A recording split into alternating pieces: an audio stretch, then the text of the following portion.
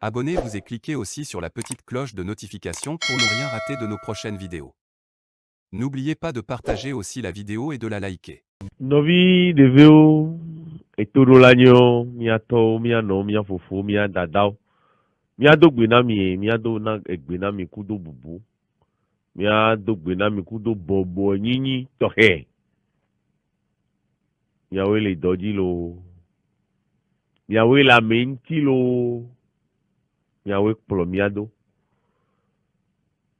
karo mo la kpla me do a ola no biobe fi ame ale yi ade yo kpole do ale dagbele mo adia nkọgbe ala inyoa olana obi onyado doko kakea mi mionkuwi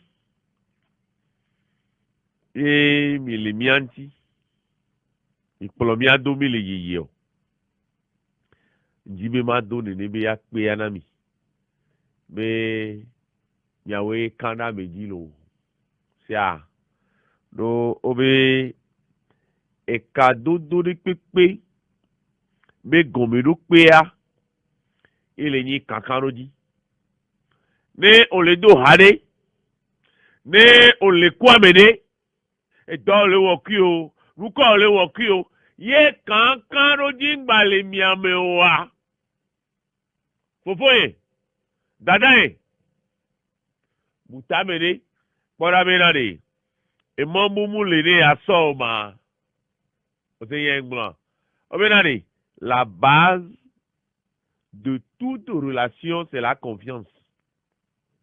La base de toute relation c'est la confiance.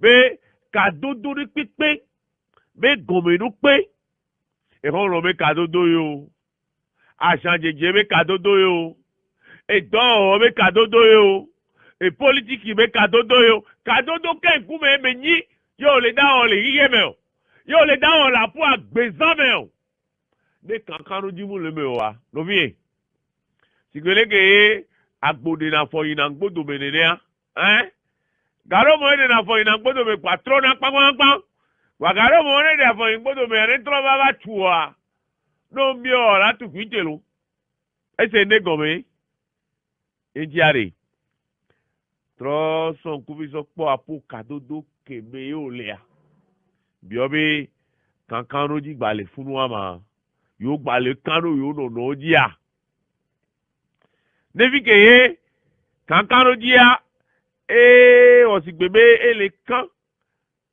ogbon na be le se ti ole aro ele se frite ele nu ele nyon osigbebe ele vuvu za yoro ko sebe ne yo tro do e kon wa ne yo nten tro jire no piawo wa ma nyon so ube yo ajo kankan ma la base de toute relation c'est la confiance. On a mis kankan di won le yekudo do me kankan di won le mi adome emi lo mi les wonodu onya nele nso nkuwi kpo ne mem le bi onya do kwenya gba no pacha mi oro tamuyo wa ne bi hehe mu khoim alo eji mu kpla do kwenye do a ro amegan ho gboro na be no jiwa to ku do no wo do kho ji woro ko nto ba kenku me do yi ame ya hohon le tago me na wa ko tro wa le bu agbe anti po odo la tro kpla do ko odo alo reji odo la tro jiroko no npo we wa no npo so mo wa no e baby yagbagba ni a ọ̀dọ́ ní sòdòkó ntí pian lọ́tọ̀ ọ̀sọ́ àmẹ́rọ́kọ ntí àgbọ̀nrẹ́ náà mi kò lè fi ebe ẹ̀yìn inú kẹsẹ̀ ń sọ wá ọ̀rọ̀ àti ńlẹ̀ àmẹ́rẹ́bẹ̀ tá àpò dání òun tọ́ lóko ẹ̀dẹ̀ náà fún fílẹ̀ lọ àmẹ́rẹ́ ọ̀nà ẹ̀yà wọ àmẹ́rẹ́ òtsọ̀ lányi òdò lásọ àpòfù ikú tó nọ̀ví ọ̀ dàdẹ́ ṣùgbọ́n ẹ̀dúkọ̀ láwọn náà àmẹ́rẹ́ mi ń tì àmẹ́ gbọ̀n n'obe ya o ere doko o tenza ka popo de kakufa ka popo amefe no ji be ba do acho ba Messi wo la do ya bi le chan le me oja mo le po ne le me o ora bi o me trozu olive e ma oli o are wa we ni ameke we pona vision na me ameke we pona esome na me le nyano vi Christianiste celeste ogbola allo profeta o mle pon de le me o yenyane enu nyu eto amle pon wa ona mbe mo popo le budo njibe ma kpolo no kemi na nyi pataki le fi ezere kabe ngbabu mo popo ne peut pas espoir o dia mle po ebe mo popo le budo wa njibe ma kpolo no be na ni ngbabu mo popo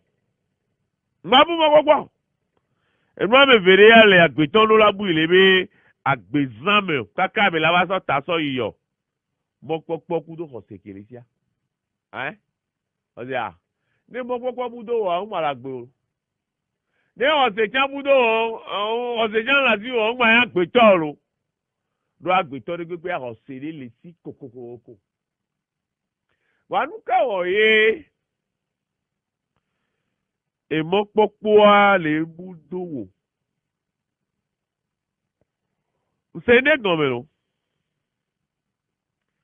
ǹsẹ̀ ní gànmẹ̀ yín bẹ́ẹ̀ kaflan garo mo le amene o tina ila me le amenji alo ame won ke puna npo gaga eyan lo le anu baba le gble ngba ba dona nu eme e so na lo dona tonu na nu pa o gbe no wo ni apo o ya nu ki gbo bi so na no ame gbogbo de o kò ń tì mí dòjì ló abẹ́nú ọ̀nà wa ẹ bá pọ̀ kàkà bẹ́ àwọ̀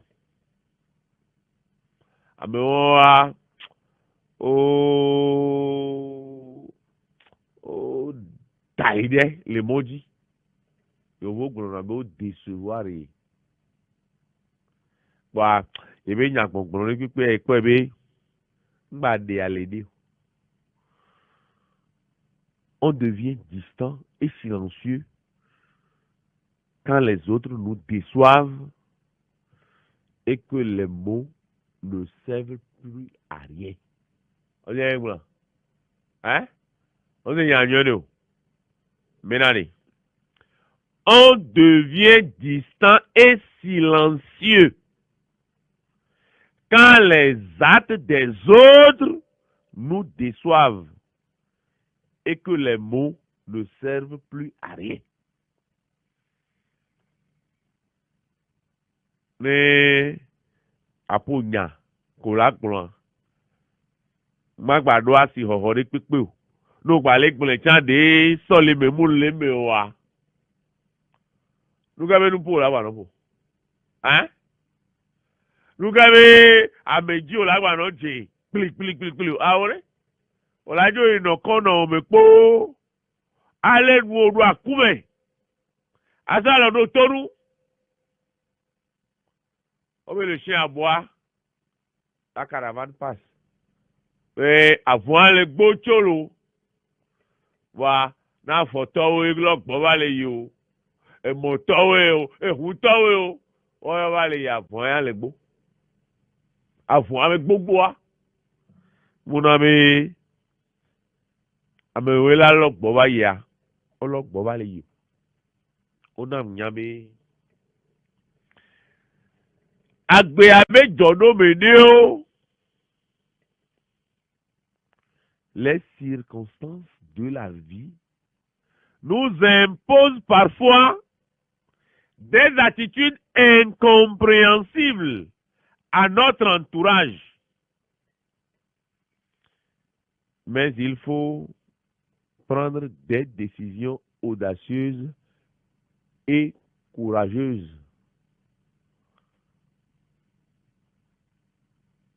Les circonstances de la vie nous imposent parfois des attitudes incompréhensibles à notre entourage. Mais agbeabe jodo meneo, agbeabe nous joda menjideo, lavazi diobe, o lava trono no meneo, o lava trono no mene, que ya me ko trodo o mate se pata gomo. O la no biyo be nuka me ale wole ko, nuka o be trole keo. Et nous qui n'avons trois. Et nous qui n'avons trois. On peut que nous trois pour nous pas. Voilà, on est allé. Il y en a garé au bébé. Mais on change nous. Que oui, on y calme on va changer. Prendre des décisions audacieuses et courageuses. Vous dites, mais les autres pour agbemer. Les autres paient et moi, son son à mer. Les belles journaux d'Iodois, donc l'on a la rouée, niade, benade. Les que roi les didois, yebe we foyo dena. Alors, le nénéma. Oh, man, nous vira d'eau, quoi. Oh, la journée, nous quoi, non, nous quoi. On a vu, oh, la bébé, nous quoi, mais elle est hakedjio, les wa, nous quoi, mais haya. Car moi, là, non, ricarné. Oui, bon, le coup, molo. Et nous, il y a fino, voir. On a tout dit, kaka. Et oui, le doko, mais, on to, kudo, et chiko, anigban, yekonya, amène-la, mais on to, à quoi, pour ma wo, yekonya. On dit, mais, glognan, non, oui, monsieur. Ne, tobe, nzizi, le jimena, wari. Ne nzizi le jimena wa. Onye anuko la wa. Mon papa benukwo la donne aimé. Si ton cœur est triste, donne-lui la semence de nouveaux espoirs. C'est nous qui nous l'avons. Il y a un levé dans le tolo. Mais allez, si ton cœur est triste, donne-lui la semence de nouveaux espoirs. Amenez Glonam la fine pok, fine dalo. Eh bien, rien de ce qui m'arrive aujourd'hui n'est le fruit du hasard, mais celui des graines semées dans le passé. Rien de ce qui m'arrive aujourd'hui n'est le fruit du hasard, mais celui des graines semées dans le passé. Eh bien, n'écoute pas que les choro et dit il va pemer gbea. Mouni dans donu mouni nous que les pachae. No, elani e kudo ko e dobai. Les sokeva yamea. Wabe nous les choro et jigbe. Bioroko se benane. Et nous les choro et jigbe allez. Ameno nous sommes poursuivis par le karma. Mais moi, Edeo vai. Et me sonu o va le vara wegbea. Moi no dosi so vai. Et le miona wegbea. Yo bien héros. Ami, rien de ce qui m'arrive aujourd'hui n'est le fruit du hasard, mais celui des graines semées dans le passé.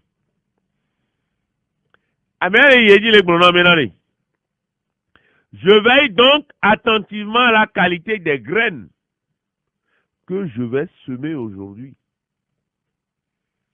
Je les sème dans mon esprit avec sagesse, bienveillance et douceur, consciente qu'elles coloreront ma journée et celle de ceux qui m'entourent.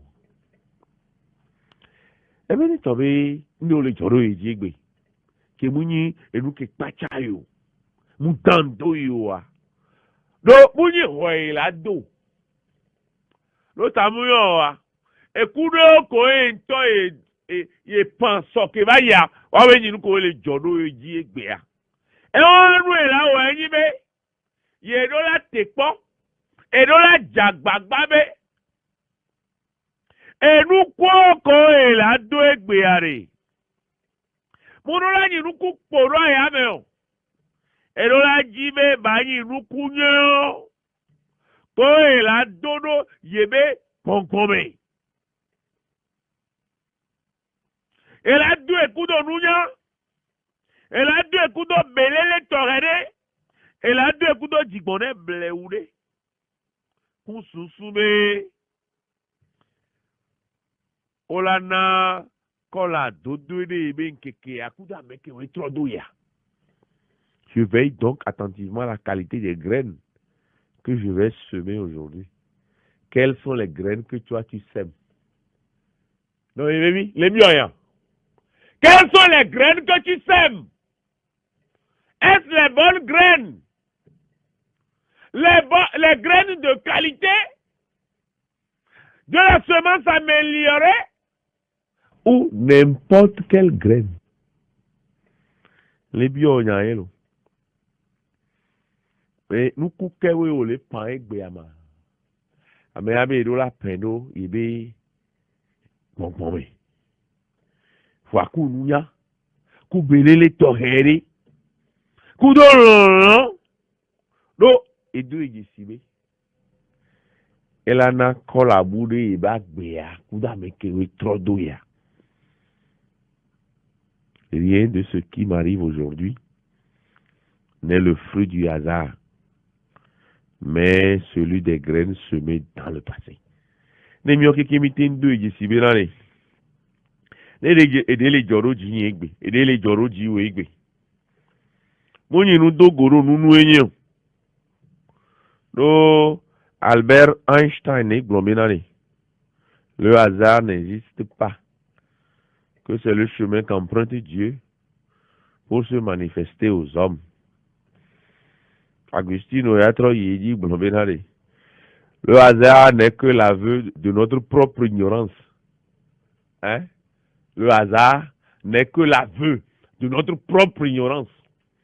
Mais, mianto miabe nou manya, enemi koya. Mi koya, nou manya, oui. On sait comment.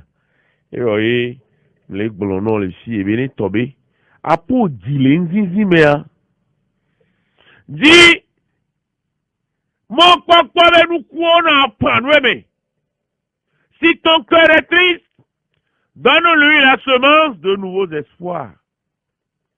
Cherche au plus profond de toi. Yonto dokome. Yidokome. Olakpo runyo. Cherche au plus profond de toi et tu découvriras des merveilles. Une partie que tu avais oubliée. Et nous ne les pas dîmer. Tu peux les pas dîmer. Si que nous n'y que on l'omer. Bien envie presbytère y a towe di harela. Le oya ira de kakpo.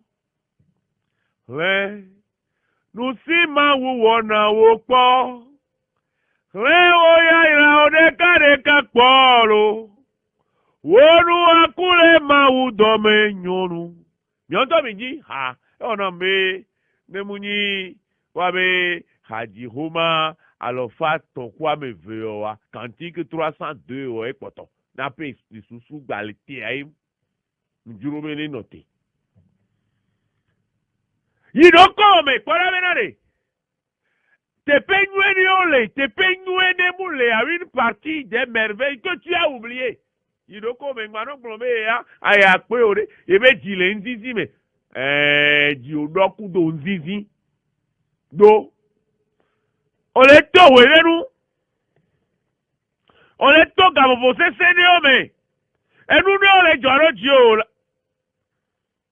menare Ne tobe apo jile nzizi me. Amene kebe jile nzizi me gbea. Ne gan egbe bada ko la nyigba dia. Ne bado mokpokpo be nu kunyo. Les bonnes semences de nouveaux espoirs. C'est ça. Et les bébés, et les bébés. Et il y a maintenant, carré me lava nania, Antoine, et Wocha, et Nyecha, a messia me que les todi, les semia menko, les filles et kudo di pere. Mais carré me lava nania, mino la trova trop, combien to bien ma. Prends le temps de regarder ta vie. Ah, mais vous, comme il parle là.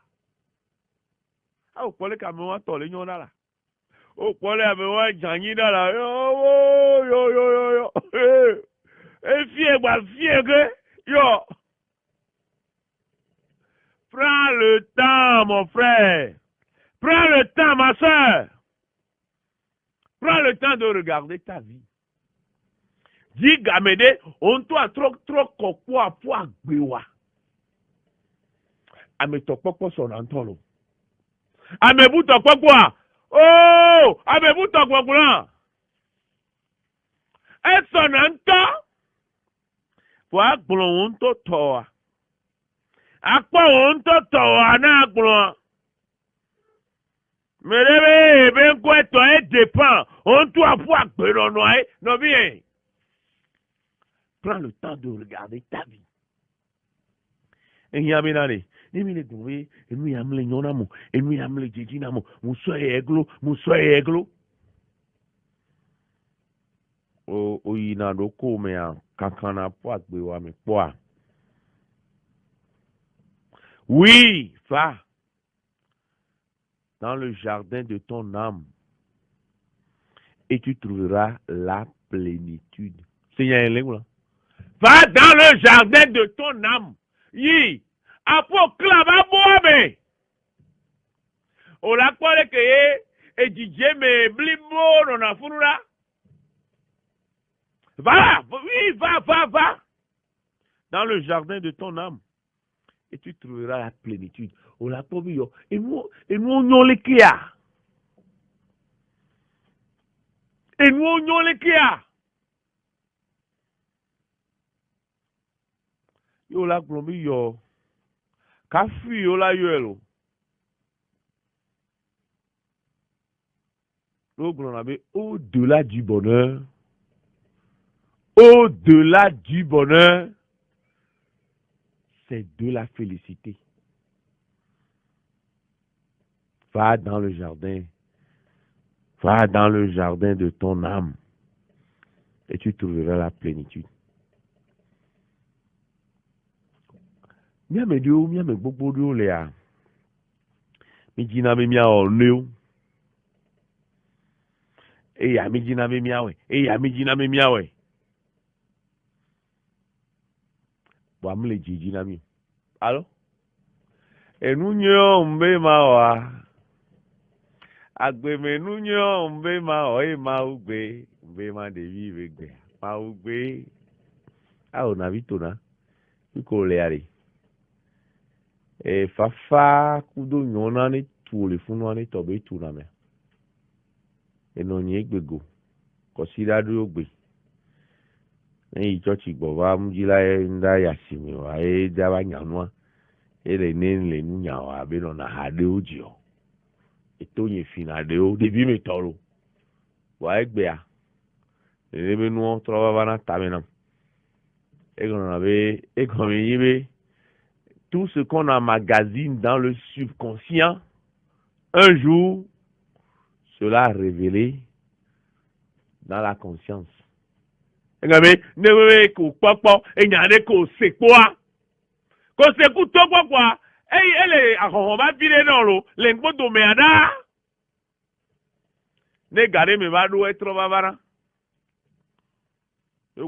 conscience n'est que la partie visible de l'iceberg.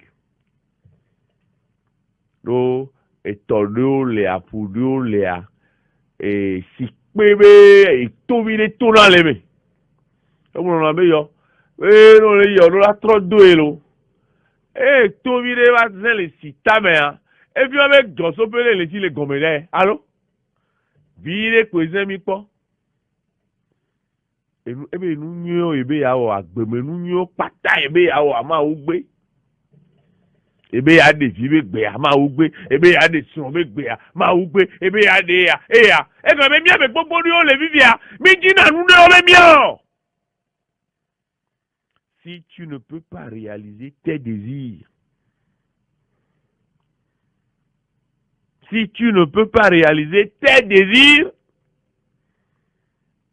il te reste l'espoir qu'un jour, tu aies d'autres joies. Osea, si tu ne peux pas réaliser tes désirs aujourd'hui, il te reste l'espoir qu'un jour, tu aies d'autres joies. Et tombé, et gbe a ondé. Non, on a mis bébé, que même en rue, il y a une tête de quoi. Agbenya, elle est foutue. Même l'année, ben y a le foutu, le ben y a agbenya, kouda, le yen, par les motards, le cognolo. Eh, non, mais vie. N'est nous comme à on est bon, pour sebe, et bon, et on a oré. Non, prenez nos combinés, prenez nos combinés. Mon papa les cibe et soda. Dijwe bo la baba. Osea. Et soda, dijwe bo la baba. Et bene on les fan via mouibe, pa via pour la fan kakala yuri. C'est ça. Si la pluie inonde ton visage et cache tes larmes, dis-toi que le soleil les séchera. S'il a plu. Ne dit les gars, kaflan, avec les femmes vie, tant que y a dolore nam gade me. Yin lo ami kaka ma be yo. Amega ho wa nyabu, amega wa amega ho ku yin lo. Ebe na re.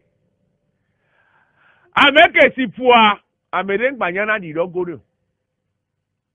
Ne ozonle ipoe ejija le poa. Nyawe yi be mere la be ya notene ya dadi lolo. Ba we mere ya e la be ya dadi do akoro e do kwenti do ye do yo ye mu do yo amere nda yo e ba di dogo ya sa ola be ji ke po ile ke ma do le ji apo wa do le ola le de lu okore po ya lo la paso aso sia ameke ji po a mere ngbanyana di dogo do ba yen nglo be ni ji le ja e si le po mi pa mi dadi dokoro mi aroko nchi olo yen le po le ni olo wa ni ba be me be o dadi dokoro ro ko ntia amere mnanya di dogo na obua ni donku su le ji po ya ta me keke po sino ola be o na gbe anko adi do agbo le nchi o ya o le sese de a wa ni si po wa o dadi dokoro ro ko nchi o dadi dokoro ro ko nchi o amere mo le danyo nle gbon no be na re ne o le jigbe ameke le jigbe le fan via o da no kwada si are hein menari ameke le jigbe le fan vi o le da no kwada si ane ma o le da kwada si ne o no eji ale kodo mene gba wa da si ale to o le da nya ada si anovo as be kudo ji si anovo. Si la pluie inonde ton visage et cache tes larmes. Yahweh nibe olano jigbe lano fanvi. Amérique la zogide ala te to falo. Leke be to me adwa. Bo we Amérique la na hadame no chawa. Manya mo le fanvi o do esikwe le ko le sikwe le jale pomme no. Jisi ala wula vi wo. Yahweh nibe gbe a Amérique le fanvi. Hey, on les fait Didi Babi. On les fait vi nous les voix. Léo les doigts mais que cap la mais pas la mer. On a pronommé à tolé oui à la mer à dollar no via. Amene le bibi tiens, y a toi qui gentleman le et be Didi me. Et ma mec ka be jojo me a fait to me que gentleman, mou lo me a podio. Que les dike que drano, tagbo ko. sianu kɔle ŋuti ya be amewa be bie ɖeka le gome ne la be yɔ nuka yɔ dzi na da dzi ma ɖo hihiãtɔ wu la mane et on l'inclombe si la pluie inonde ton visage et cache tes larmes, dis-toi que le soleil les séchera. Ne dit les ja.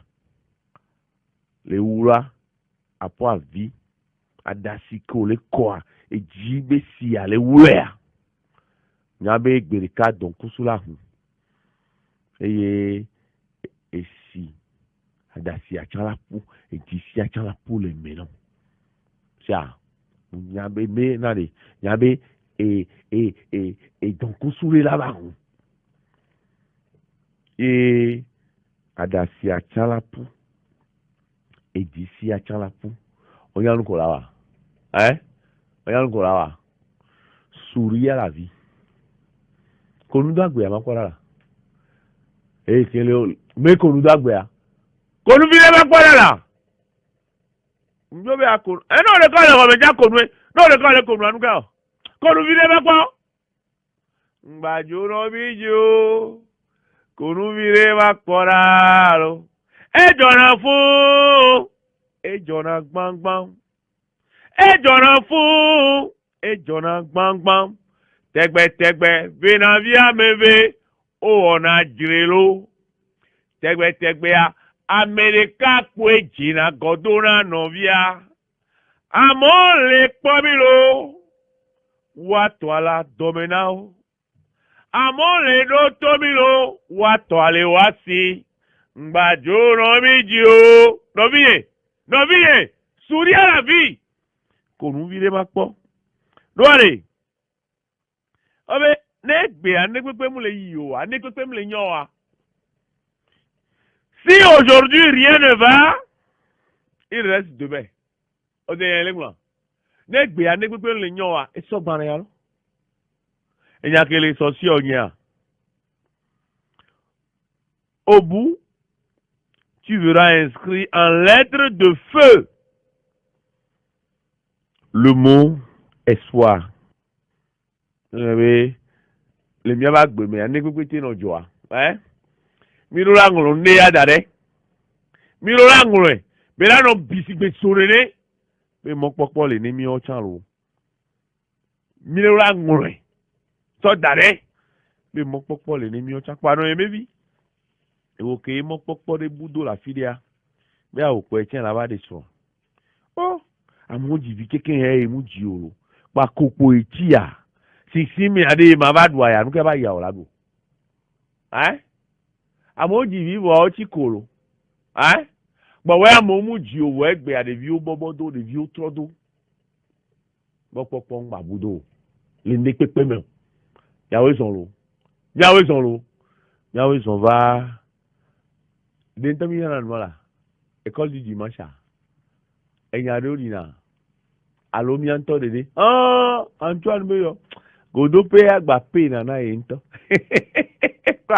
yawe son va godo pe me wona me bientôt de me wona nyado di na me wona yawe son me Antoine tete obedi ela na bufia godo la tro alors le egbeto antinami yare mi ave do so bi munyi sumo to munyi na mi yo me ata Bruno Fidelis me sans couteau amesiame ne so etova amesiame ne so ba dambala amesiame ne so ba lova mesiame ne dolo agbame ne mi awe ni banyolo nkema ogri ni we have Antoine alo mo le ona si gbogbo fona se blabe ojina ma no pombo le fi sugo ya ncha me ma bo nu vire ko mano do to ha ko ncha ma no feelings me mano vivi se wa bo ogri ni we ha ko yo ya vivo ne gazia gamelo vivo ya yana gbagba so popo nji wa gazia gamene opo ya agbon yabuno no opo igbe ya agbon yabuno so ya agbon yabuno opo be ha ntoa nkoke ye haditoa ogri ni obalajia eso ne ayin be amesiame amesiame ya oleme moleme amesiame bibia garo mo no be amesiame ya amero yo sina wala na ro no bi o be gbodo mero o na be o be hu wa amewa da yara we mi akenke a be amesiame ya na meregbe wo epo a mi o keke nu ko ebe wo edo alo awon gboro no ma be o nu mi o gbe yi pare mi o keke nu po yi do wa ele ti gbe yi so awe Togo to yi Jeux Olympiques ya eruke be funa mfiri le no ame aye wa ro magbre owe ameko nto le date kamera wa ma ton alo wa ma de kifia o ameko oyi o ma ntrone lo ameko oyi coach o le wave ameko nto date kamera ma ton ala ma de lo bi ameko o le da fi orun o gbajo gbowo oyo le we bi a me nto nye o da fi anga o gbaji ba me bule we ya jami po ya ifi o be jiri jan o go be ameko le comité olympique o be ndo so ame wi o yi wa ifi anga o da be o da na ipo da po nu amla nya nu a tourisme à l'ONCA. C'est des choses qui font réfléchir. Et nous, qui est là, nous l'avons boutame. Donc, on dit les blancs, les rames, benani. Mais nous l'avons sur tout, mais vions bon. Donc, étant à dire, nous bien faux. Antoine, nous faut pas dormir, nous qu'est-ce que nous n'avons pas de Bagno à me décharger la fille, bagno de toi, bagno de gigia. Minola no donné ni de capo. Voilà, et on a mis de quoi ton Didi va les j'encorde nous. Nous nos délégations, mais à Tchané nous, mais elle a perdu, mais elle a d'avion, elle a nos hôtels, elle avait au shopping, elle a profité là où elle va faire, oui, sur le dos du contribuable. Des interrogations. Il y a bien pour eux. N'ayons bien voé pour Dieu mille. N'ayons bien voir. Toi, n'ayons quoi voir. Nos vieux à toi, n'ayons bléa. Oye, de cap pour toi, au poids na poto, nous na noir. Toi, à quoi la nous, nos vieux, toi, on est non néa. Et oye, laissez raya. Elle a un sens, mais il a un bon atamewa. Et bien, nous avons mis à voir pour Dieu, mais quand même, les djibés non. Mais quand même, les djibés non. Avec comme les djibés non, nous quoi, il est mis à quoi? Nous que mila ono, et mila dasiwa mia, nous que mila ono, hein? Nous gardons mon lait, on a mis à na zeso fina wa. Oh, il n'a sandi la bioménale. Nous quoi la sonne pour la. Wa so ola confia ola nka ola so no e di la pa no ko e la kole ola dasio allo mi bio la be na le nu ko le jiu mi bio be nu ko le jiu no e ha me are ogri ni le glombe amesi amero la so do ko ji be ke va hige me ke va ni gbadi ye to be togo e jolly. Ah, oh, Dieu, soit filé au point, va tout boire, Josile, tout boire, yele ou dolea. Alors, tout boire, ben, cotado, et tiare. Et que elle est où les deux tout boire au dimanche. Mais ton assis à Kotogo Bimouni. Oui. C'est ton droit le plus absolu. Et Togo Bimouni, elle, Togo Bianga, le Togo. Yo, les deux tagouas. Tadogu menya yori. Onola idoko me ano bio benare. Ekele wo ni tugwo. Do eniya. Ogri le gbo benare. Be se me le gbo benare. Que va ya eche dola o ito. Chacun doit faire sa part. Donc to jiji ngba na ni o. Ya odo de ya ko ebe ju abe ko so iji. Mienya benare. De ka o me nu siale ehia me mia to nyawo ne mia no o se a ehia me mia to nyawo ne mia no boa mia lo mia no cha bio ele ni be na le mi le lo li mi ade fi le mi ni mi ade vio mi kankano yi abe de pe vo wa mi le te le to nyawo ne mia no wa mi la re mi te le to nyawo ne mia no ma mi do yanchi namla no le bia me nyawo no yanchi mi te le to nyawo ne mia no wa tutu pa mi le to nyawo ne mia no wa. Est-ce que nous arrivons à nous dire la vérité? Mi te le to nyawo ne mia no wa. Ne mi le to nyawo ne mia no wa. Mi le tue mi te le to nyawo ne mia no wa. O le to nyawo ne do wa. Est-ce que tu arrives à te dire la vérité? O te le to nyawo ne do wa. O te le to nyawo ne no vi o ke la adame na wa. Ne mi te le to wa do gane le nya chiro. No no kwa me abele o ne mu yin nu ede. O kwa me abe ele di afo gbegble. O kwa me abe na ni enu ebele o ya mu do eji o, mu do eji o, mu do du aji o wa. E dodo asi be yin na mi be mi ro la gbon ni mi ano no yi. No be ni nyon ni mi afo eji o mi le la. Alo o le ji be ni nyon wa. E yo a gbon ke la ti o do. Gbon ke le la mi na o. Mo gbọ́n wá mi ló lábá ṣàgbàgbára yẹn wà ìyẹn ní Holy Ghost fire èmi láyọ̀ ló gbọ̀ngbọ̀n ájú lókè tọ̀ jíjí ẹgbẹ́ bí àwọn èdè ònà àti bí ìmọ̀nù pọ́pá ní sùúrù sípò àrò àti òjì èjì pa les opportunités ńdájẹ́ wa fọ́dé yẹn jẹ́ mi náà ni mi kọ́ èdọ́dọ́ àti gan-an mi kọ́ dọ́dọ́ àti gan-an dọ́dọ́ àti wọn kè pọ̀ mẹ́ná mìíà èdò la nàbẹ́ mi ló la ọ̀dọ́ ni mi àbẹ́ jùwà bẹ́ nǹkan yìí ẹnu yẹ nana njíbẹ́ mìíà yàpọ̀ npọ́wílẹ̀ so àtsẹ̀kpàkpà ado atsẹ̀ autorité no gbọ́n atsẹ̀ lèmi àdòmítọ́ lé gbégbé sí lo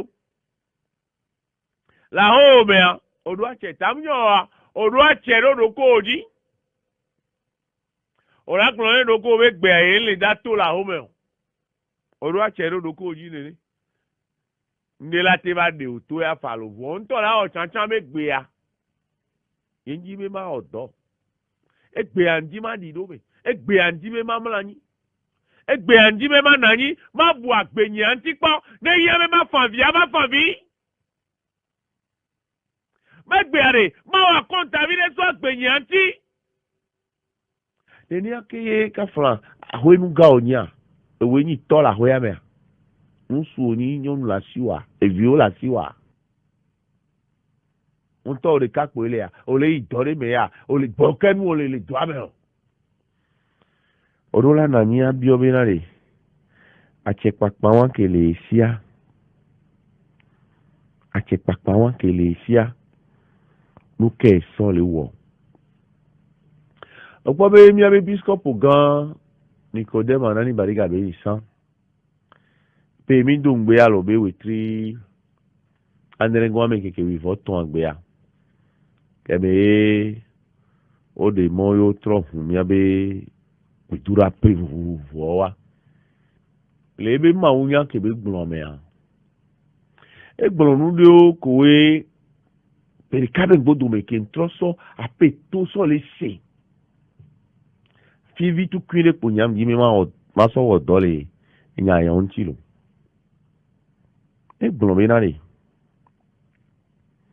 Bẹ́ẹ̀ kafla amedo ache wagasi agamea enu sepo bezana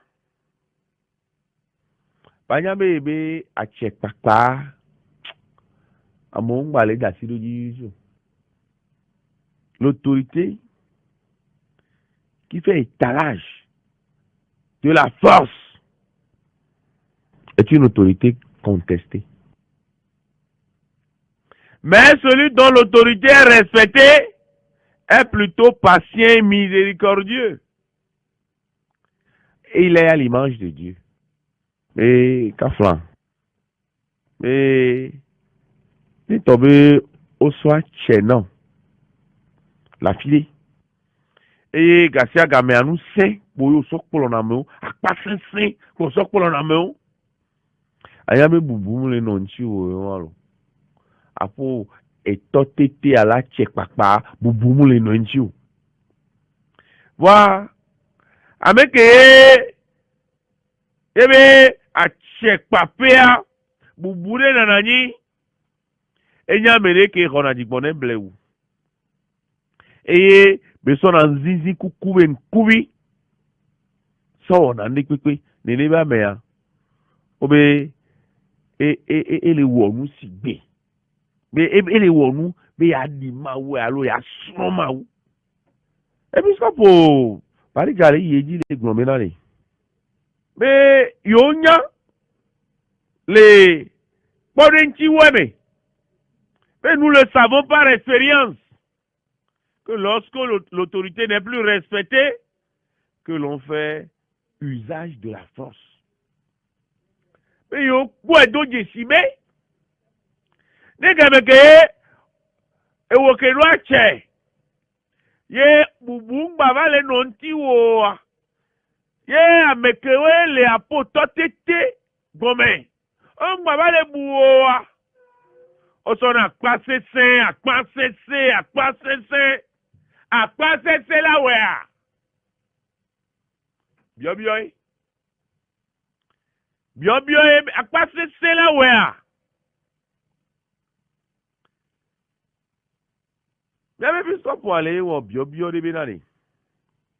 Et Victor, qui est Garcia Gamea.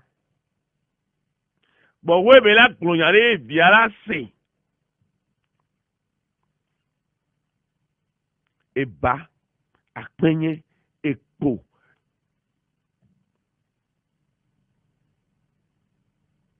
Néné victoire des vieux babou de la rue mère. Un papa qui arrive à se faire obéir de son enfant. Un papa qui arrive à se faire obéir de son enfant n'a pas besoin de faire usage d'une force quelconque pour l'obliger. Mais évitons qu'à France, André. Les biens non, les biens fort de demain. Les vieux, les bouillards. Évitons à Bahia la Bacoboïdia. Évitons à Bahia la Basoba. Évitons à Bahia la Badon clairé des vieux.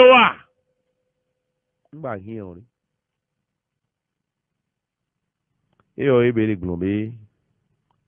La véritable autorité n'a pas besoin de force pour s'exercer. Il y a pas vivre dans Gagari. La véritable autorité n'a pas besoin de force pour s'exercer. Eh bien, il est tombé. Après, tu as les dormir. Si bébé, on doit et dort, les vieux vont les plats dans les bons. On doit dire, à mourir dans les bons. Au soir, oui, à mourir dans les bons. Au restaurant, au divio, yé, nous la nave, sur la boua, et baé. Nous la nave, vieux la boua, et baé, une clé d'odoé, pour deux toi. Oh! Ah, allez. A check pas ton toi. Nous cinq, la véritable autorité n'a pas besoin de force pour s'exercer. Et lorsque la force commence à devenir une imposition, c'est le signe que l'autorité elle-même a échoué. Oui, lorsque la force commence à devenir une imposition. Et vous savez, les tombés, les ahouébé pokpolo, les dopébé pokpolo, les totété à l'eau, à tchèkonawa. Nous cinq pour la soirée, nous cinq pour la soirée. On avait donc nous sommes loi au kilo. Hein? Au kilo. On les porte au cou, les noirs. Hein? Nous sommes les gars. Ne la ponpone sono la tega, la teaba, la dealo. Amerole a e ba, e ko, a penye, a padodo. Mudajema. Mudajema. Menace. Et nous, pata.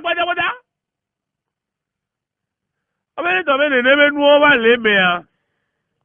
Ayame a cheki una wa.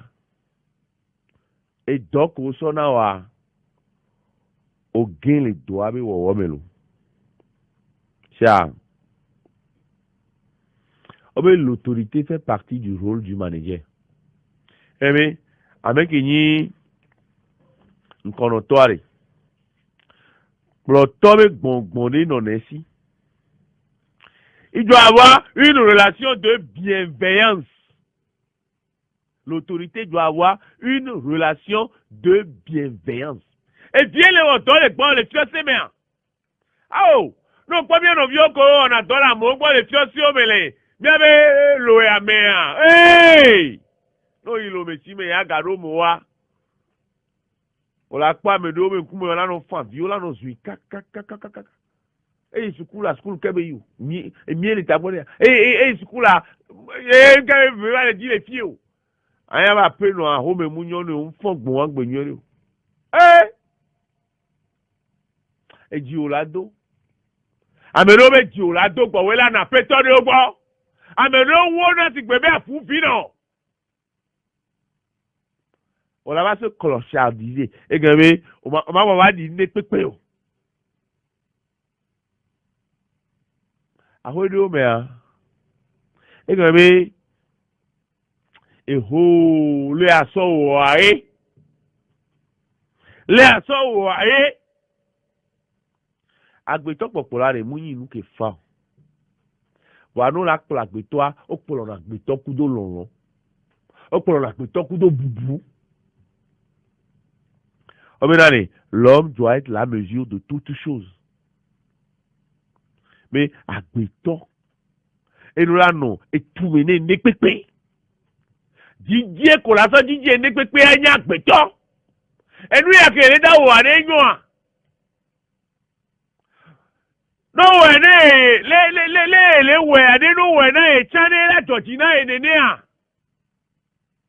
on doit gérer les hommes avec la meilleure efficacité possible. La prudence est l'une des vertus majeures pour gérer les hommes. La prudence. Et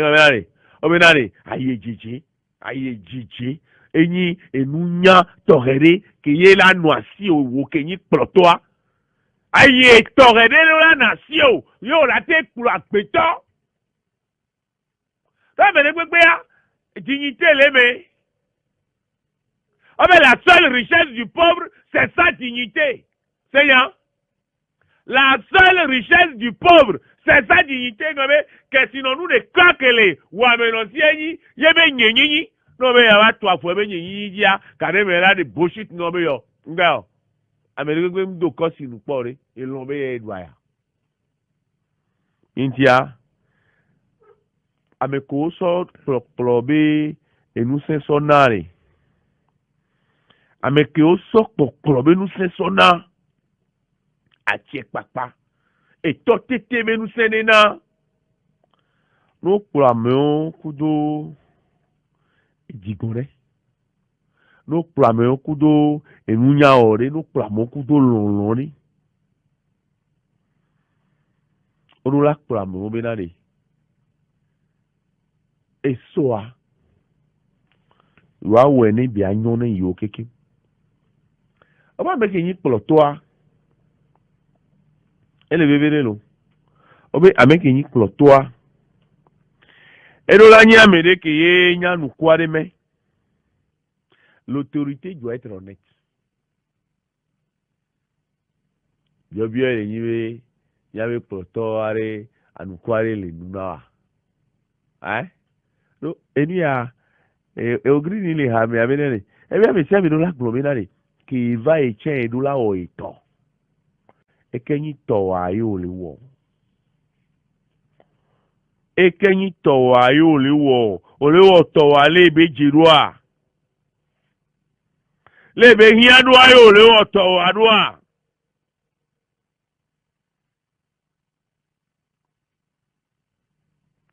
l'autorité doit montrer l'exemple d'honnêteté. Le premier devoir de l'autorité, c'est la justice. Et nous l'avons dit que Jojoigni les lamena. Quand toi là souine kojo. Comme là toi là souine comme là. On nous l'a quoi mais nkume. Hein? Si vous voulez que et nous y a la fontaine de la fontaine mais fable de Glebé selon que vous serez puissant ou misérable. Les jugements de cour vous rendront blanc ou noir. Ouais. La raison du plus fort est toujours la meilleure. Au bas coup titre, le loup et l'agneau. Ouais. Le loup et l'agneau. Il y a les autorités et nous là qui doit avoir le devoir de justice. L'autorité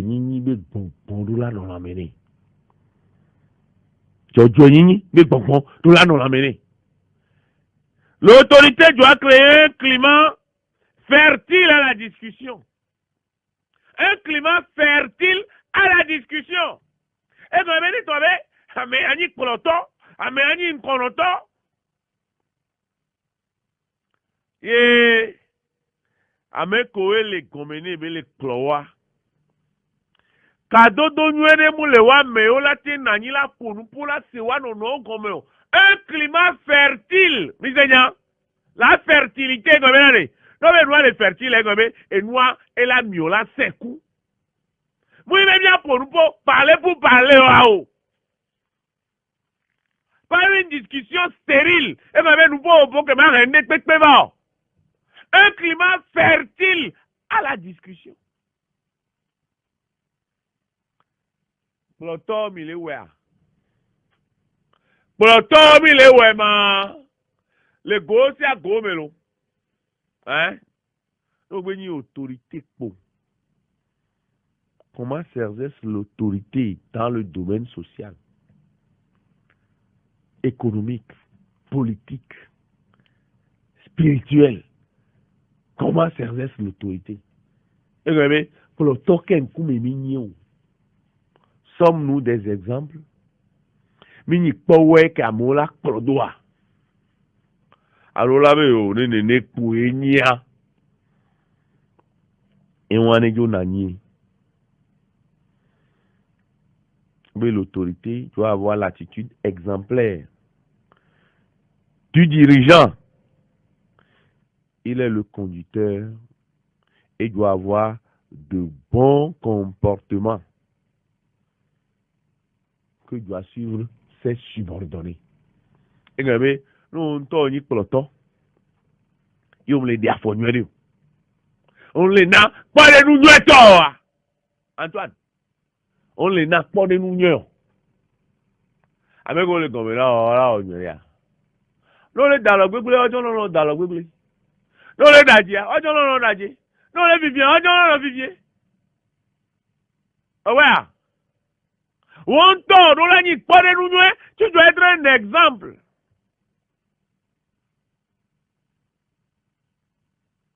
On tourne, on l'a dit, pas de nous, là. Yo, bonus pasteur. Le bon pasteur. Pour l'automne, et yo, eye ocho nya na jagbagba mi akpla nu le mi ano no boy mi jagbagba mi akpla nu nu le mi ano no boy mi anya mi na re no so do kplo to be bonua no so do kplo to be bonua ye kplo to be gbongbon mu la fi o wa odula bobo do ko be akpla enu le ke onyi na kplo to nu eno. Nous devons être disposés dans l'humilité à apprendre la véritable autorité. Être disposé dans l'humilité à apprendre. Au sogbele bobo yini mebe. Yak pla noa. Si yak nous ko le pla achoy. Disposé à apprendre dans l'humilité et bien à accueillir avant d'exercer. Et bien nous sommes bien à plan moi qu'on peut voir au roi. Nous roi ayo la tinzin. Là mais nous les aller. Au moins les disposer on plan nous d'adebe yo ava et nous va sous la pomme. Qui va sous la pomme.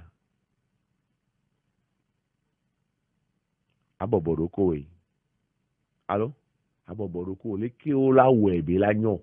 Comment devenir un bon leader? Comment devenir une bonne autorité? Comment devenir un bon pasteur? À l'image du vrai pasteur. Ouais. Comment devenir un bon pasteur à l'image du vrai pasteur? Les qui m'a trozon pour le tonoué si pour le tonoué tonto à nénéo et le bébé midolak plan menali amekini pour le tonoué et les wodo mais la véritable autorité se reconnaît parce qu'elle est au service de la vie. La véritable autorité est au service du relèvement de tous. La véritable autorité est au service du relèvement de tous. Et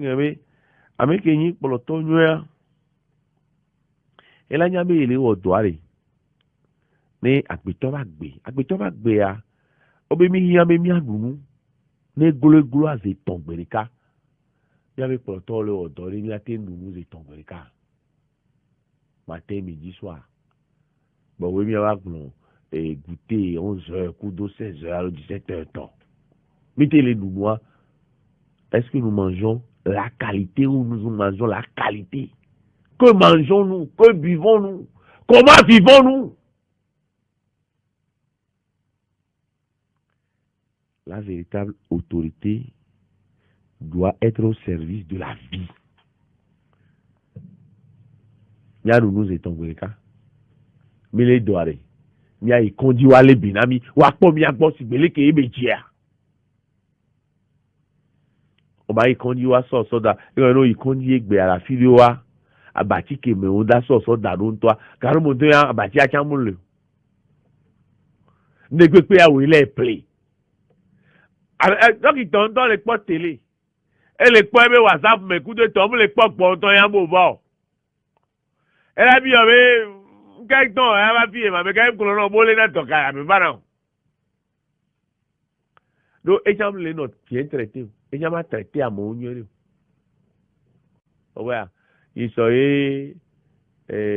associés, et les nyanya do go le gblome yo prisina we toko le togwa no le lebere ameko lo de prisina nyoro wa yo le sende obe gome do ameko nto soja ko robo akpo adia o le lebere wan to ameko le lebere le nwedo wa le ko be ameke le gbo e aba lebere anwele lo c'est une chaîne allô on le le ma mais la véritable autorité est au service de l'ami.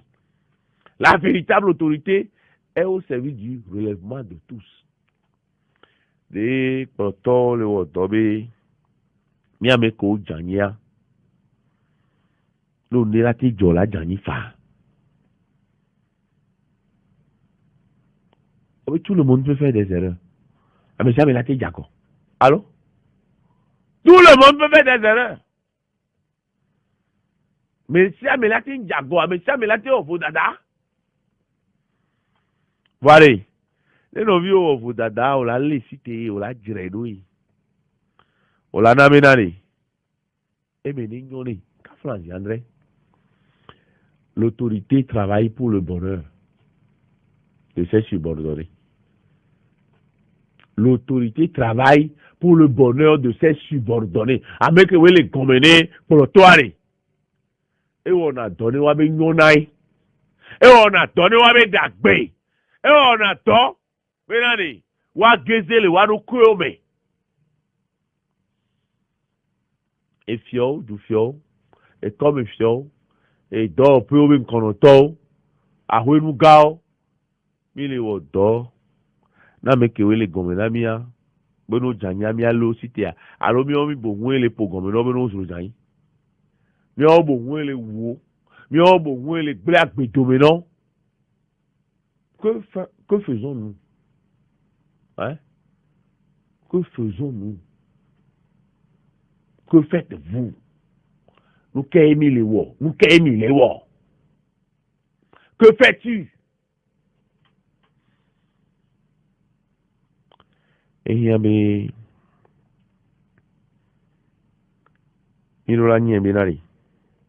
n'y a pas de véritable autorité sans application de toutes les principales vertus qui font les saints.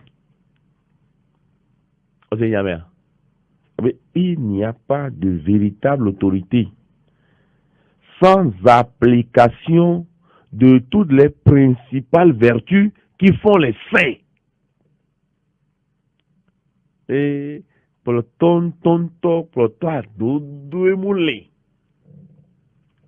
Ne moule wodo. Kudo no me atudo. Que we na bo kuno na be o amewa. Ame kokoe benya. Victor Hugo yenya no jisho. O jisi Victor Hugo. Ole lo na me jisi Victor gbo le gbo.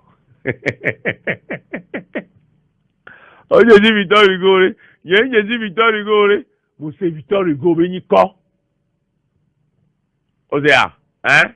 Mo se be yin ko. Yan me po fi ko di do nto cha. Victor Hugo be là. Le bonheur est parfois caché dans l'inconnu. Le bonheur est parfois caché dans l'inconnu. Mais non a mea. Et voilà na no ruki mi munya o ame. Le bonheur est parfois caché dans l'inconnu. Wa mi ji mi na ni. Mi abe polo tono odo ne inconnu wa me ani. E mu mi munya o wa. Le wa be do abe o be nu wa. Mi ba po mi abe nyona me le me. Owe a. Mi ba po mi abe nyona me. Le wa be do ke o le wa me. Wa men ke we do polo tobe nu seni la fili. Il y avait que to a leolo. Wane klo tobe nu seni la si o la filia. Jakwagbane awo to le kutre kukume. Awo to le veve donume.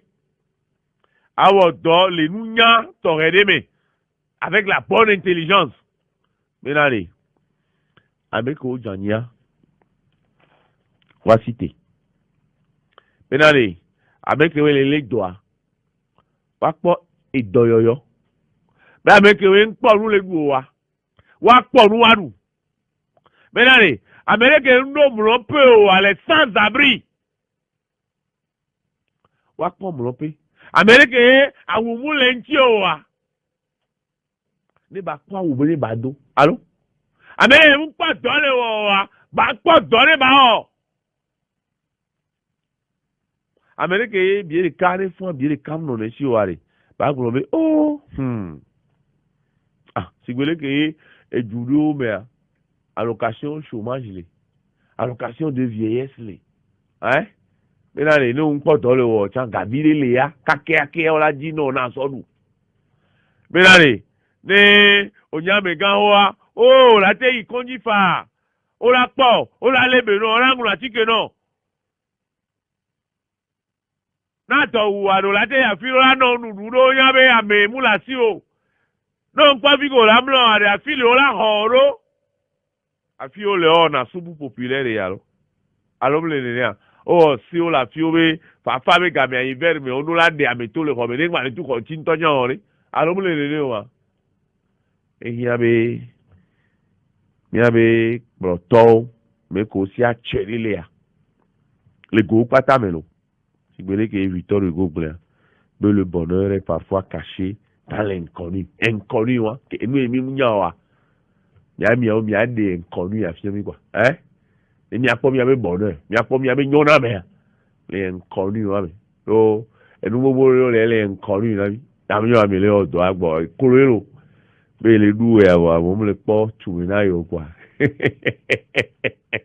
ah, il y a mis les jagua, mais les gros, wa, et va voir l'enti, là, mais gars, on doit la lever.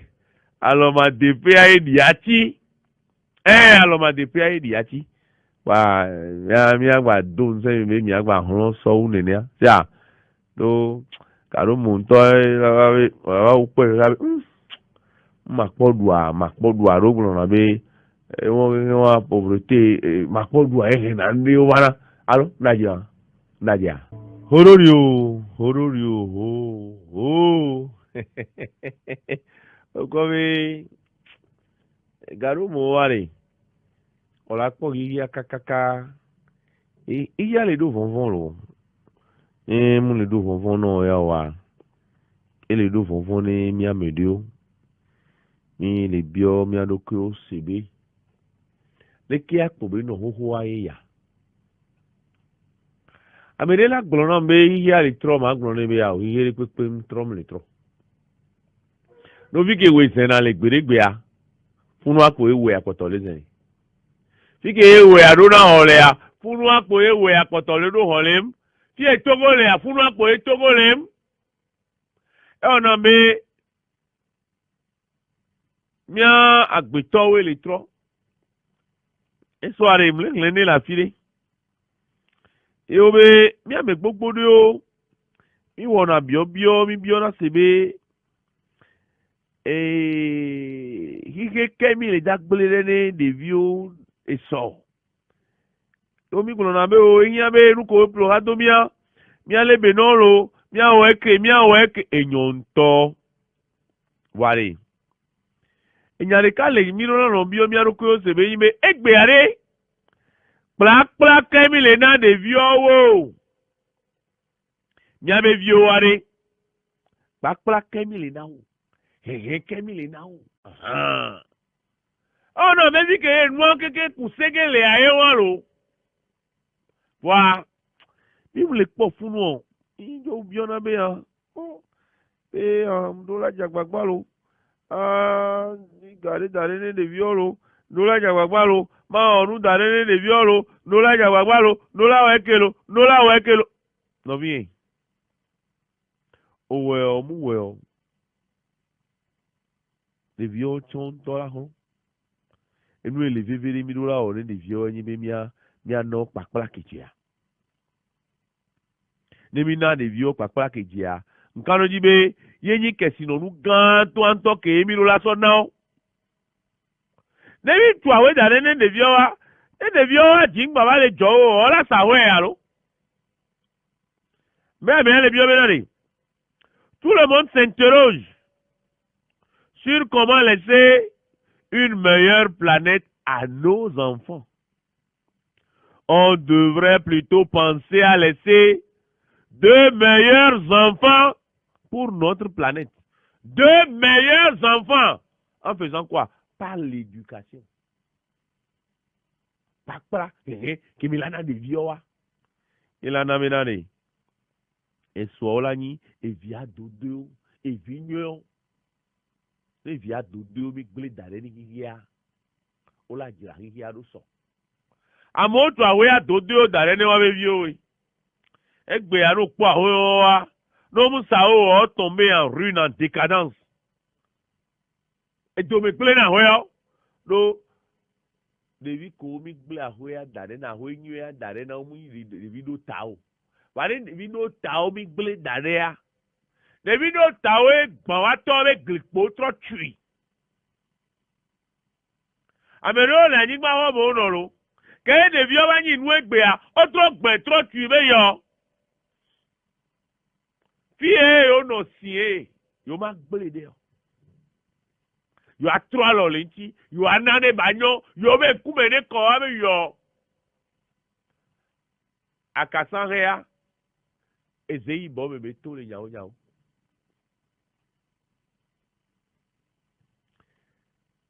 Pakula kemi le na mi ave vi o egbe. Okpo be ehake Peter Solo jiari. Ekplo nya so ya filida. O ebe agbemi mi va.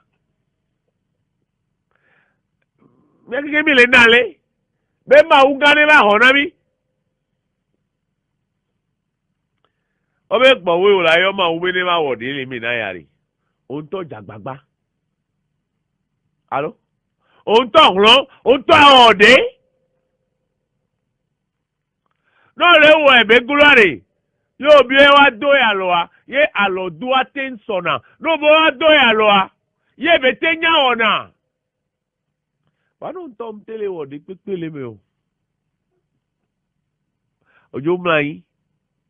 Salo be ada ta bebe mana ne gele jinkusi bana ya magba gele jinkusi oke mana gele jinkusi nto yare oba mo nto no bobo ai lo e wa ba home wa ba duwe lo ye ko la te lu ola loro o se a amo lo na ugan nenu ke huana e bu gbajara ke mo ba gboro lo me na ni bibi a eso amagbaje omi lo sugbo a o ba be o lo e lagba wọn ke o lo ko lo duwe ke nu ke adowo. Obe mi biona be ma ugane ba hona mi. Yon to ya kemi yon to mi le wo. Bo we mi le gbo ma ugane ba hona mi. E ya me mi yon to cha mi a otori. E nyane Peter Solo glori ha me. E nya wan to e tutumbe mi a po haya mi a odoso e hanti. E mi na le. Akbe ya me mi va. Ola globe il no vibe takpo il a sa la doa il no vibe takpo il a sa la doa ola no bioro ko sebe agbeke mi nto ivale lea ejojo le fiema agbesiko wajo ikunyo wa eku achajo gbe le fia njibe ma gboro ne mi adomitori pepe be nani nde pepe ke jora do mi ajile hige me le fia munyinu ke jona do ayame sia nde pepe ke jona do mi ajile hige me le fia munyinu ke jodo ayame po lóògùn ọ̀nà bẹ́ ẹ̀là ń jọ̀nà gbàlò fún tí là jọ̀nà ló yàwó ẹ̀yìn bẹ́ ẹ̀ngọ́n bí ó mú yín là ké ó jọ̀rọ̀ fún tí ó jọ̀. Àbẹ̀gá ó kò dòlù á ó ń dòlù á ló ngọ́n bí ń tẹ̀nù nà tẹ̀nu ànà tẹ̀nu lékè àwò anyigba kpo ya la lɔmilɔmile sako gbalo mu nɔna te o ne ɖo la nɔ eme godogodogodo kpo agbe ke wòle nɔ aglo leke agbe ale seŋu do wo egbe ale wɔna biɔbiɔ ɖewo ne ɖokoa mena de ɖewo ma hiã mu nyi gbegble ɖewo yi wɔ va yi ɖewo ma hiã mu nyi ehabaɖa ɖewo yi do yena be ebi agbea me va trɔ leke gbea yame ɖewo mi ɖo la reconnaître lo mi ɖo la do edzi be enu ɖewo mi wɔ ekplɔ mia do lo enu ɖewo mi wɔ enu ɖewo mi do si sɔ va yia eme so nuwo le va na mi egbe va mi nya be eme so nuwo le va na mi o edzi ame ɖe gbegbe ɖe nya kpo be ne enu ke do egbe la va mi o na esɔ kpoe lo eha ɖewo dzi ne nusi ne fa yakoe na ŋelo nusi ne fa yakoe na ŋelo le togbewo dzi le baliwo me nusi ne fa yakoe na ŋe titsa ko le fiɔ mi hã wa gɛmɛ mi le xɔ ve alo xɔ tɔa mi mu nya be gbea hã wa ne mi va le enya ŋutɔ le kplɔ na mi iye bebe nu fiɔfiɔ awo mu nyi be plus 1 gal 2 ɛdza nyo xɔtɔn xɔ ne be nuwo egbe wala va be vi ɖe ke le me na yi ma egbe xɔtɔn xɔ ne ame kpom da nɔ vi tukui lo sia eme kpom da nɔ vi tukui ne ɖo wòla kpɔ be san le akoenta be nuwo mea mi wɔna ne yɔ ne ɖeviwo gba le wɔ egbe o lo oyɔ ne be système métrique amea yo fiɔna mi ndewo be décamètre yi nde un appareil qui mesure 10 mètres fiɔna mi ndewo ogbea ye me ko fiɔna mi figure géométrique o le nɔnɔmetata ɖewo mo dzi be miaƒo nu poso nɔnɔmetata me tɔ ne ŋuti gbe keye ehiã be ne wòdzi be agbea ne ɖevi na ya nɔnɔmetata ɖewo lea wòɖo la gbe nu le gbɔ dans la vie m'a-t-on appris quelque part dans la vie il faut éviter 3 figures géométriques 3 figures et la gbemea be ehiã be nɔnɔmetata me tɔ ɖewo lea ehiã be agbetɔ ɖo la asi le gbɔ ehiã be agbetɔ ɖo la gbenu le wa gbɔ n'o te gbenu le gbɔa elana be agbea la ɖevi nɔ lana be agbea la ela fo no vi tukui ɖe nɔnɔmetata tutu gbã ɖe mi gblɔna be klobototo 0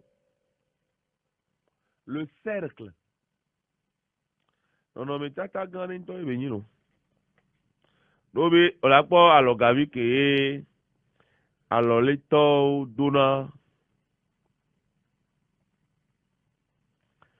sẽpe mu le si o tɔtɔ dzi atsɔ ma nye o ɖo le cercle on ne commence pas on ne sait pas là où il commence là où il finit alors ne gɛmɛ ko le dza tɛ kudo kɔmpa ekpo ye wòla nya lo wòla nya be be fia ye nyi ye be centra alo be rayon ye ebɔ rayon ye wòla zɔ te kakaka gbɔ ebɔ wòla be yɔ circonférence mu cercle ye wòla gbenu le gbɔ voa cercle de le yɔna be cercle vicieux ɔdze nu eŋgblɔ cercle vicieux egblɔ be ɔbe nɔnɔme ɖe be nyi ke ye kafla zi andre mu hena vi ɖe va na gbetɔ ba gbedzi o le cercle vicieux Et hadeo leo la doa. Afoku poe ha hena vanana. Le cercle vicieux,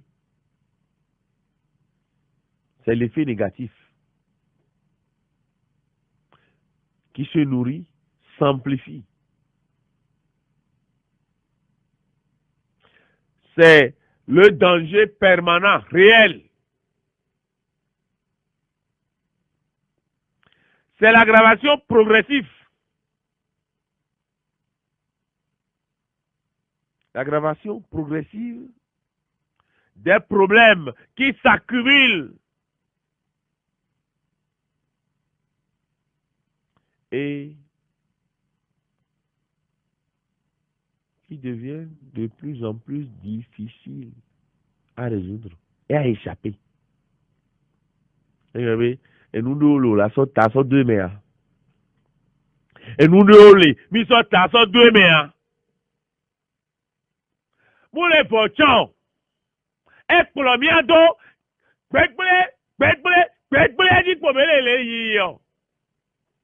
le cercle vicieux. Même à Bioménale, on le cercle vicieux. Et lui a fait ton ami pas le cercle de feu.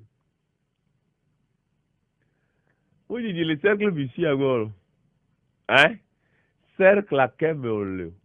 Clovototo! Ah, il en avait Clovototo 0, Clovototo mais 1000 euros. Ils en ont tadona Clovototo de homme. Ils en ont tadona de homme. Kemba hena, dakbe, vanamio.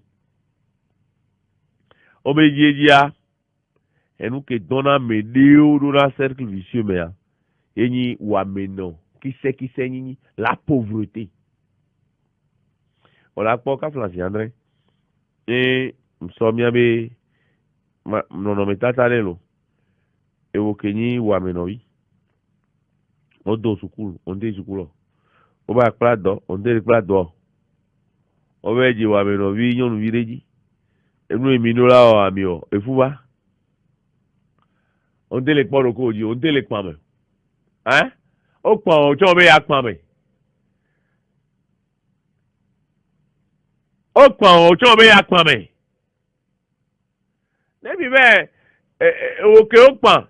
Yo, tu vas à quoi? Mais les points avec les points à quoi? Il y a 10 000 allo. Aïe à la voix. Hein? Aïe à la voix, ma. Aïe à ma te voir. C'est comme un serpent qui se mord la queue. Et dans que ce état, sur le doué basiquea. Voilà, on va toi. Matin devina ou. Entiari. Mais avec le cercle vicieux de Homer. Donc nous connaissons mes vies sales. Et nous qui nous doit me dire. Et nous qui nous révider va gbemena mewa. Et nous qui nous révider va gbemena mewa. Yo on a mes vices. Donc voilà. Si mes fins, c'est tout mes fins vices. Voilà. Et nous pour tenir au mewa vices. Garo mo là. C'est toi là les désirs impurs. Et l'emmène vivi c'est vivi vos gens vissé. On dit à Hanounou vivi vos vissé. On les ayant hein. Cigare vissé. Njo di yan lo yan chu. Atame jaka vissé. Do hein. Do amelo bois, amelo nous fion do mais on veut nous énergie qui est dégagée là. Et que nous cinq qui est gagné les miantia. Muni nous là non doit y avoir pour. A quoi intadi ou là non welu. Et muni amele pe chan ou là non we pour. O boya. Bien jagwagwale. Bien jo le cercle vicieux mais. Nemiado cercle vertueux mais. On dit il faut éviter le cercle vicieux. le cercle de feu pour entrer dans le cercle vertueux. Donc, on va éviter 3 figures géométriques. Mounibe, waso est dans le voie. Et déoléa. Donc, tout est permis, mais tout n'est pas profitable. Mais quoi, même si Yesu est le dodo, léa. Si vous prenez un accomplissement, léa. Mouni, toi, tu remets, mais il n'y a pas. Mouni, Christ, c'est toi, mais il n'y a pas. Mia kenke mia me nya ebe. Mais tout est permis, mais tout n'est pas profitable. Bon, de mon, les nous, pas tant, mais pas tant de vie, mais pas tant de mais Dieu.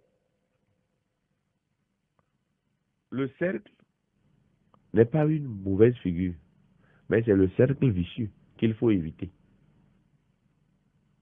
Mais adopter le cercle vertueux. C'est ça. Et il y a des Kemila do, bela he, et vide va nami. Et la toi le mia ba gbenti. Et la gbenu deo, nu gbegle deo be wo namia. Et la ni ha emi lado. O se comme o se nya comme ma. O se nya ni abe comme vivia. Cercle vicieux. Même do le cercle dia. Regardez le cercle, mais figure qu'on a été takaba, on a une figure qui a. Hein? Non, non, mais tata qu'on a été quoi délai. On a été le cercle, mais kaba, on a. Hein? Et non, mais d'accord. Le triangle. Oh, mais c'est la plus petite de toutes les figures géométriques, mais d'elle, on peut en ressortir toutes les autres figures.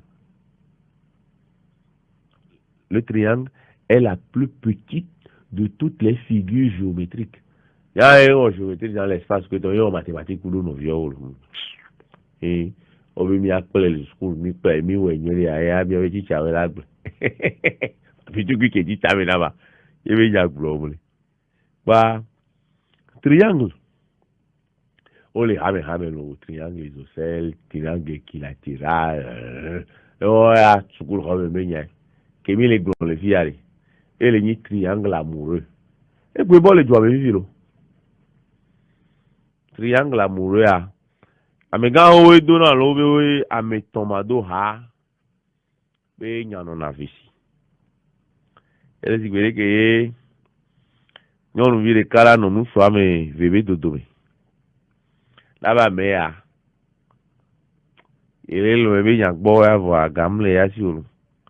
Ame ya ele kwe arwe kpona ejili na be na enyweri. Ame ya o eru shofe na enyweri fine. Ibia Martin dasi veo do veo que wọ́n le utile nai.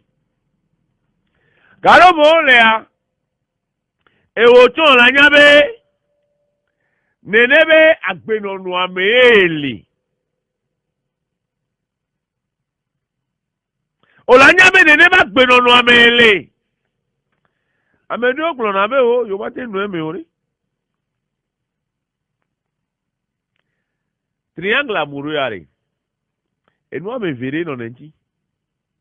Garo mo nyina di kabenya. La rivalité. Amino anyonu bia be vere to kunu suvire ka. Nyonu bia nyanya be we anuka be aje. Be nuko wo ro gbo we kero nti o abe aje manda si o. Alors, nous sommes verrez da kono nyonu bia kanti. Enyina adikabenya la rivalité. Egbe adikama gba yan. Mulebi onya elo. Mulebio do kwenye nyae. Mulebio do kwenye nyae. Adika. La rivalité. Et là, on a bien affection divisée. Mais ya cham le lo on a né la be anti. On a né la me ya chanti. Omunya me ke ola da si le be abe. Ele no su gome. Ele nyonu gome. Bio ele nyi be nene bi agbe a. Ele domi adia. triangle amoureux. Et il y a des mia buta me sonne nebe nuanti. Do afla. Amedo klona be o midasio no ekeke akwa. Wala ba jesi warokwe. Kadodo kele no nyekudo ame ve obi dodo me. Ame ya chanya me mle ifi. Enya me ne mjole fi angbale ifi. Ya be kadodo anya wo to le no eme fifia. Muni jobu ko emi le pokudo mi ano no a. Ndibe ma tone mi ado mi tore ko be nani. Le triangle amoureux parfois est suicidaire. So, et y a be amene to nyaone do kwe. Ni kwa be gado mo le ale. Nous soulele, sur les dit la omelo. Voilà bebe le dit ati le gbandi. Ton nous so mi so kemlo. Ola bebe le dit ati le gbandi. Nka gado mo la be dit ati le gbandi o. Yo vo ame ola be o, c'est pour aller goûter d'autres plaisirs. Elle avait o y avait ses vivi boudé o chon la fide. Ya o be yim le tolo. Amene o la be o, il y a la monotonie, il y a la routine. Il y a cassé monotonie, il y a cassé routine. Ne kankou me kouye le kwa. Il y a kwa la be la kwa boutan la fi mouma. Amene o le aventure kouye lo ma we kwa. Ma ve we kwa da. L'homme infidèle ne veut pas forcément ou nécessairement mettre fin à son mariage. Comprenez-le bien. Mais hein? Mais allez, nous sommes que quand on de son là, ouais, il doit aller au béfou les pandia. Moi, je vais quand les ouais, que sous les agbeyon noyau. Car moi, c'est l'esprit de prédation. Et bon, elle enlève nous bon que les nous soucis à des lambes bon que les sia. Ya kwa be la te gbe dagde ma alo gado mo ya kwa be na ni egba ni séducteur ma alo egba le viril ma ejeji ama gbolonya re na nyonu triangle amoureux be nya ama gbolonya viril nti na mi nso atamu nyom di la gbe soro nu ke je kpoto le lo alo le vi ko le wa do me mu ji be ya gble de vi o be dodo me gado mo le are afla meke nkume be nya njila ipodi le njila ipodi o abe o egbe isroma karo mo le a e kan se un le gbandi pe enjare ameko le triangle amoureux me wanya be afokule me wa o chan kaba nu su o chan no nu o chan o de ko me. Et figure que ma globé mi agba gbe nu le gboa e anye kudo mi won e kasia gabe ma so ya so do ma ne kola jento jan mi la po jan le cercle amelo eni carré obe le carré est une figure dont les quatre côtés sont égaux. Alors mi la po jan le cercle amelo Maman soya au rouge, il faut éviter les esprits trop carrés. No ameno lea, ebi ye gbele bon. Leke gbele do ani ni aji po bela no ewa, sheji. Bela po kun di po ejo. Soyons souples dans la vie. Adoptons la philosophie du roseau. Qui se plient, mais ne se rompent pas. N'ayons pas l'esprit carré. Ayons plutôt l'esprit d'ouverture. Osez combien? Bien, ya me loko, bien, me sous. Et nous, ya mounye. Ame ya ma gbole ya. Ma kenya di ko nyama no. Et surtout, a di ko mano ao. Ma sous ye kwa da benale. Ma ti kwa gbole ya bono entie. Alors? Ameno le trop carré, on les fermé.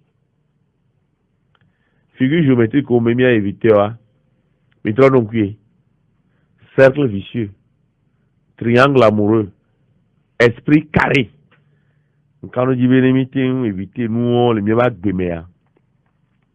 Elle a dominé dit sous Boro Benani. Le carré est un triangle qui a réussi ou une circonférence qui a mal tourné. Vous avez les trois figures. Le carré est un triangle qui a réussi ou une circonférence qui a mal tourné. Mais quoi figure à mettons, on les réunit. Les pieds d'acbé voilà que et nous deux, l'amour, l'argent, l'ambition. Les trois sommets du triangle de l'histoire universelle. Mais nous sommes triangle pour la figure pour tout rien. L'amour, l'argent, l'ambition. Et qu'est-ce on les met? Et qu'est-ce on les met? Donc, viens. Diagwagwa. 3. Diagwagwa soit Bewantilo. Likez la vidéo si ce n'est pas déjà fait. Laissez aussi votre point de vue en commentaire.